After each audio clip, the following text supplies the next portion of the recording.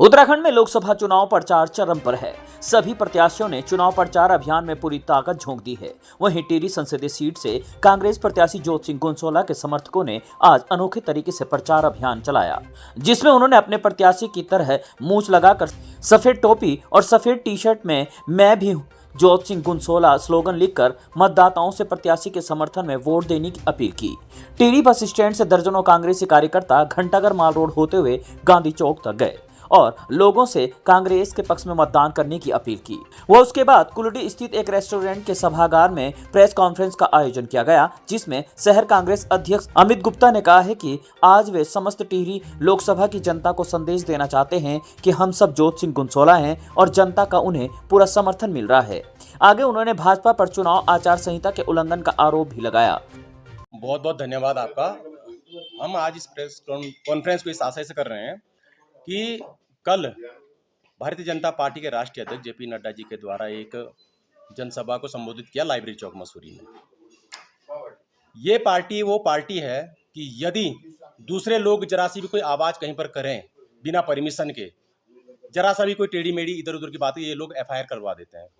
कल जिस तरह से नेशनल हाईवे पर इन्होंने बैरिकेड लगाकर जो गाड़ियों को जो जाम किया है, पूरी व्यवस्थाओं को अव्यवस्था में बदल दिया, तो ऐसी पार्टी ने पूरी किंक्रेट से लेकर लाइब्रेरी चौक का तो जो इन्होंने जो पूरा एक पोस्टर बैनर से पूरा एक पोस्टर बैनर लगा के जो पाठ किया गया, उस चीज को बड़ा दुर्भाग्यपूर्ण की बात है। और इन्होंने लाइब्रेरी चौक पर ये लोग जनसभा कर रहे हैं, तो वहां पर आचार संहिता का उल्लंघन इन लोगों को क्यों नहीं दिखाई देता है?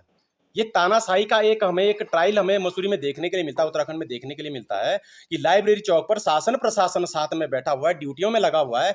उस शासन प्रशासन को ये क्यों नहीं दिखाई दे रहा कि कानून सबके लिए बराबर होता है, चाहे वो छोटा हो चाहे कोई बड़ा हो, अपराध छोटा हो या बड़ा हो, लेकिन जो जो जिस आशय से जो अपराध होता उसके खिलाफ कार्रवाई होनी चाहिए। चुनाव आयोग जो हमारा बैठा हुआ इसका संज्ञान ले और ऐसे जेपी नड्डा जी के ऊपर और उनके जो पार्टी के जो कार्यकर्ता है जिन्होंने कल आचार संहिता का जो उल्लंघन किया, उनके ऊपर एफआईआर करें, मुकदमा दर्ज करें।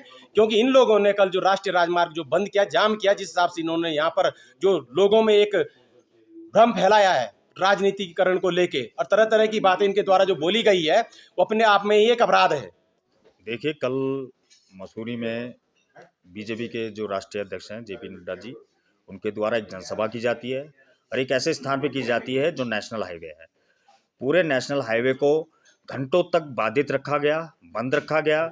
यदि वहाँ पर कोई आंदोलन करता या कोई धरना प्रदर्शन करता तो उस पर तुरंत केस दर्ज हो जाता, तुरंत कार्रवाई की जाती। कल प्रशासन कहाँ सोया हुआ था जब खुले रूप से वहाँ पर एनएच का उल्लंघन किया जा रहा था, एनएच को बंद किया जा रहा था। मैं लिखित, हम इंडिया गठबंधन के लोग यहाँ बैठे हैं, हम लिखित रूप में इसकी संज्ञान चुनाव आयोग में लाएंगे और चुनाव आयोग से ये भी मांग करेंगे कि जितने भी वहाँ पर उपस्थित गणमान्य लोग थे उनके खिलाफ एफआईआर दर्ज होनी चाहिए, उन पे एनएच बंद करने के कार्रवाई करनी चाहिए।